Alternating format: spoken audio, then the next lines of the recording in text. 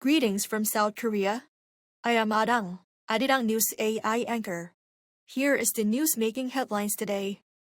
U.S. President Donald Trump says a comprehensive agreement with Iran is within reach, claiming Tehran has agreed to almost all American terms to halt its nuclear weapons program.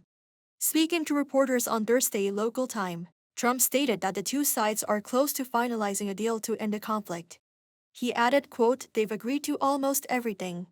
Negotiations are expected to resume this weekend, with Trump naming Islamabad, Pakistan, as a potential venue to finalize the agreement. Domestically, the Trump administration cleared a major legislative hurdle to maintain its current military posture. The U.S. House of Representatives narrowly rejected a war powers resolution designed to force a halt to U.S. military strikes against Iran.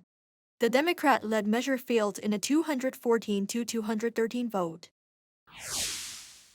U.S. President Donald Trump announced on Thursday that Israel and Lebanon have agreed to a 10-day ceasefire after 6 weeks of fighting between Israeli forces and the Iran-backed group Hezbollah. Israeli Prime Minister Benjamin Netanyahu confirmed Israel's participation, but said troops will remain in a 10-kilometer security zone in southern Lebanon, signaling no immediate withdrawal during the truce. Hezbollah expressed conditional support, saying any ceasefire must include a complete halt to attacks across Lebanon and no freedom of movement for Israeli forces. The group warned that any continued military presence would justify armed resistance. The South Korean government will release public stockpiles of urea and urea water by the end of April to address inventory shortages amid the Middle East crisis. This is according to Deputy Prime Minister Gov't on Friday, who was presiding over an emergency meeting online from Washington, D.C. Urea water is used in diesel cars. The minister also cited rising oil prices and supply chain disruptions as critical threats to national competitiveness. To mitigate these shocks, the government will provide tax relief for oil refiners, including deferring customs and value-added tax payments for up to 9 months. Minister Koo also ordered the rapid execution of the supplementary budget. An official from the International Monetary Fund said Thursday that South Korea has substantial energy buffers, but remains exposed to supply shocks from the Middle East conflict.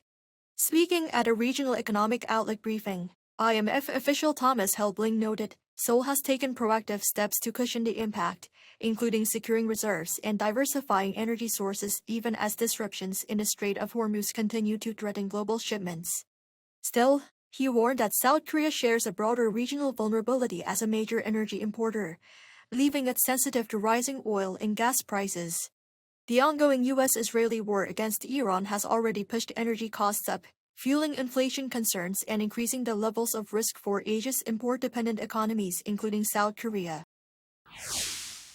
The wolf named Neukgu, which escaped from Daejeon World Zoo on the 8th, has been captured alive after 10 days.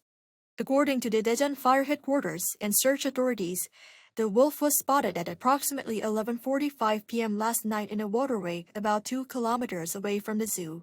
Search teams successfully captured the animal using a tranquilizer gun at around 12:45 a.m. today. Daejeon Metropolitan City officials stated that the wolf was immediately transported to the veterinary hospital within a world.